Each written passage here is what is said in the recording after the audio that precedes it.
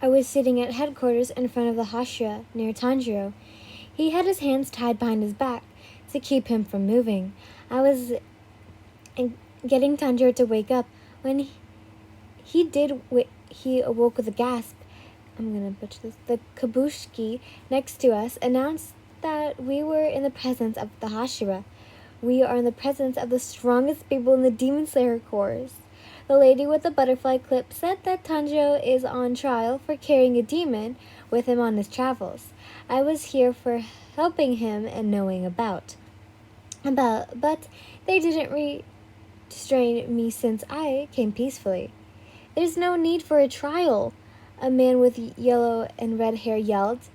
Protecting a demon is a clear violation. We can deal with this on our own. We shall execute them both. He yelled again. In that case, I'll decapitate them with style. I'll show you the most dramatic spray of blood ever. It will be a what? Okay, it will be a great show. A man with white hair wearing very flashy jewelry. At last, to see such a pitiful creature as this, I grieve for them. Perhaps it would have been better if they weren't born, said a blind man with tears running down his face and a bead rosary. Okay, that's a little too much, I thought to myself. Tanjiro started looking around for Nezuko. I had the box, but the kabuki took it from me, no matter how much I struggled. Never mind these two. What will we do with Tokia-san? I heard a voice and looked over to see a man with black hair, two colored eyes bandaged around his mouth, and a snake around his neck.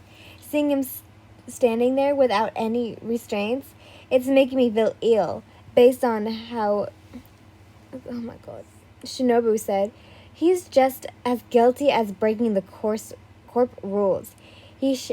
How shall we make him take responsibility? What kind of lesson shall we teach him? What do you say for yourself, Tokia-san? The man asked, pointing at Tokia.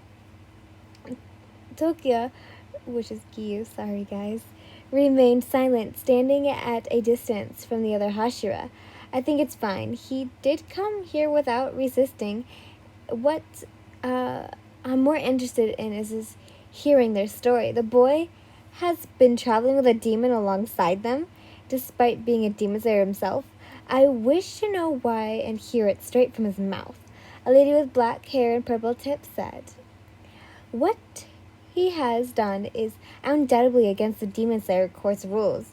You are aware aren't you? Tanjiro Komodo, why are you traveling with a demon despite being a demon slayer? She asked him. The man with flashy jewelry grabbed the blades behind him. Who cares why? He said.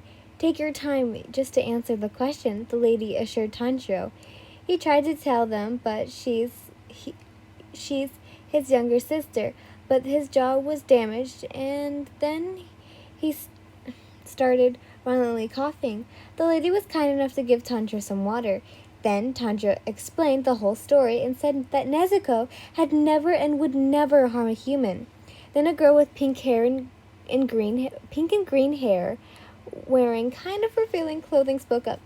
Excuse me, something about this concerns me. I find it hard to believe that the master was aware of the situation. I don't think we should act without his permission. Maybe it's best to wait till he arrives. Then Tanjiro started saying how Nezuko can fight by his side. The man covered with scars came in and was holding the box in one hand. Oh shit, oh no. I'm sorry, my thing just glitched and now I don't know where I am. Okay, here we are. Is that the moron who brought a demon alongside with him? What the hell do you think you're trying to pull her exactly? He said. Please, Shinigami-sama, I must ask you to put the box down. A kabukishi asked him, standing a certain distance away. Shigawa's son, please don't act out of line, the butterfly lady told him. Run that by me again, kid. She's fight as a demon slayer to protect humans. What was that?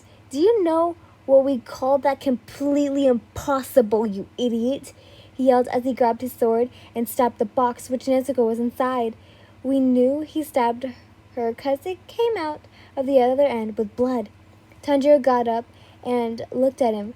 Anyone who harms my sister deals with me. I don't give a damn if you're a Hashira, he yelled while the white-haired man pulled out his sword while laughing at him. Well, how very nice of you, he said, spinning his sword, getting the blood of his blade. Yeah. Tanjiro yelled at him and ran towards him. Case this, the master will be arriving soon, Tokia yelled. I looked at him. It is almost emotional. I've never seen him show. Tanjiro jumped in the air, dodging Shinagazu's blade. Everyone was watching to see what he was doing.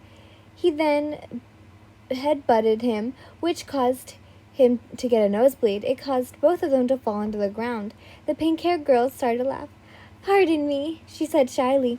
Tanjiro stood in front of the box, glaring at Shinagawa. I walked over and put the box on my shoulders, then grabbed Tanjiro, pulling him away from he did anything else. You were out of your mind. For the remaining of waiting for the master, please be quiet, Tanjiro, I said quietly to him, settling him down and taking the box off my shoulders. Okay, he said, looking at the ground. I could tell he was still upset.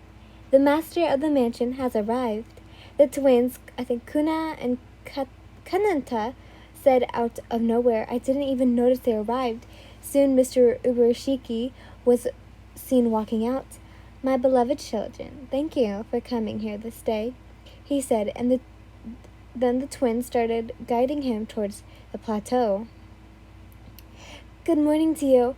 The weather is strikingly nice today, perhaps with a blue sky, finding us all here with semi-familiar faces. It brings me joy. I made Tanjiro bow since he was just staring at him. I bowed alongside with a Hashira. I am pleased to see you in good health as well, master. I pray for your continuing good future, Shinagawa said, so calm, nothing like before. I thank you, Sanami, Mr. Ubershiki said to him. Before we start, master, would you enlighten us about this young swordsman and woman that would be accompanied by a demon? Shinagawa asked him. But of course, I apologize for any confusion. Tanjiro and Nezuko have both been sectioned. I'll incorporate if you all accept these conditions Ubershiki requested of them. Master, even though it's nothing you have requested, I can't bring myself to do it, the blind man told him. I am also opposed to this. A slayer traveling with a demon is unacceptable, the man with lots of jewelry said. As for me, I'll do anything you wish, master. Oh shit, I want to do voices, but I keep messing up. The girl with pink hair said. I'll forget anyway, so I'm fine rather way, said a boy with lots of black and teal rips? Teal rips? Okay. I just don't trust them. Absolutely not. First of all, I loathe demons, said the man with a snake on his neck. Even though I respect you with all my heart, master, I cannot abide by this. I am fully against it. The man with yellow and red hair yelled again. The corpse mission is eliminate demons.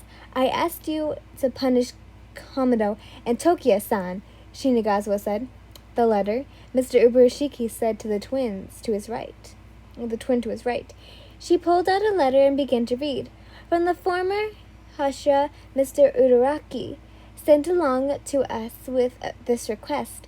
I shall read to you and a bright vision, she told us as she looked over the letter. I asked that Tanjiro and his sister to accompany each other. Because of her recent mental fortune, Nezuko has not lost her human reason.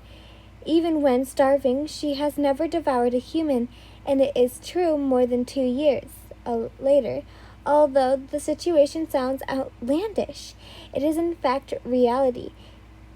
In the event that Nezuko does assume another human being, myself, along with Tanjiro Kamado and Giyu Tokia, will atone by committing shibuku, which is just suicide, technically. She finished. I slightly started crying out of snuffle. Wait a minute! I recognize that cry and snuffle. Yin, are you here? Mr. Uraraki said. I wiped my tears and quickly answered, Yes, Okia-san. We were quiet for a few minutes. Who cares to choose how to end their lives? Fire, hanging, it's all the same. It doesn't guarantee our safety, Shinagawa said, breaking the silence. Shinagawa is right. If she kills a human, we can't turn back the clock. That person will be lost forever, the man with yellow and red hair said. You have a point, Mr. Urashiki said. I mean, I can't exactly disagree with that statement either. Now, don't get me wrong, Nezuko has my full trust, but the future is unknown. We can't guarantee she won't attack humans. We can't prove it. That said, we can't be certain she will attack humans, Mr. Urashiki added. Here is what we do now. About her for certain. She hasn't eaten in over 2 years, and there are 3 people who would vouch for her with their lives. If this evidence is rejected, one in turn must proven an even more convincing argument, Mr. Uraraki said, then asked, Are any able to do so? Also, this is another thing. I would like to rely to you, my children. Tanjiro and Yin have met Kibutsuji face to face. He mentioned after asking this question, Wow, thanks, Mr. Urashiki. That's incredible. Not even a Hashira has crossed paths with him, the man with flashy jewelry said. Then the attention was turned to us. Did you two really see him? What did he look like? What are his powers? Where did you see him? The same man asked. Well, I started saying, but I was cut off. Did you fight? Said a boy with the turquoise tips. No, we didn't. I started talking, then was cut off again by, what was Kibutsuji doing? Did you find his stronghold? Answer me, Shinagawa shouted. Shut up, I asked them first. Come on, tell us what powers Kibutsuji has, the man with flashy jewelry said. Mr. Urashiki put his pointer finger to his lips, as a sign for everyone to quiet down. Speaking of that man, he has sent demons after Tanjiro and Yin. He wishes Tanjiro's death, and for some reason for Yin to be brought to him. On why it is unclear, but he has revealed himself. I would like to take a case on this opportunity. I also believe something is happening to Nezuko that Kibutsuji never saw coming. Do you agree with me now? Mr. Urashiki finished. I am afraid I do not, Master. If it were human, I would have no question sparing it. But after all we've gone through, after losing countless of our brethren, you're asking us to house a demon? It's unacceptable, he said, and pulled out his sword and cut his skin. What is he doing? No, the garden! Shinagawa was going to try to prove that Nezuko would not hesitate to eat a human. He stepped on the box and dangled his bloody arm on top of it. Hey, demon, it's time for your dinner. Take a bite. No need to hold back. Just show us your true colors. Then I'll destroy you right here and now, Shinagawa said. But it was no good. A demon knows better than to come out during the daytime. It's no use doing it in the daytime. It will only show itself in the shadows, the man said with a snake. Master, please forgive my disregardance I'm about to commit. He grabbed the box and jumped onto the estate where the sun doesn't get her. Then Shinagawa stabbed her again. Stop it! Tanjiro yelled, trying to move, but then he was elbowed in the back by the man with the snake. Hey, he's badly injured, I told him. He just hissed at me. I had no clue what to do. Help Tanjiro? Let him keep doing that to Tanjiro? Stop Shinagawa? or let it continue. Shinagawa opened the box and Nezuko crawled out. If Nezuko can resist it, this will prove that she isn't a danger to any of us. I decided it best I let it continue. This is a moment of truth.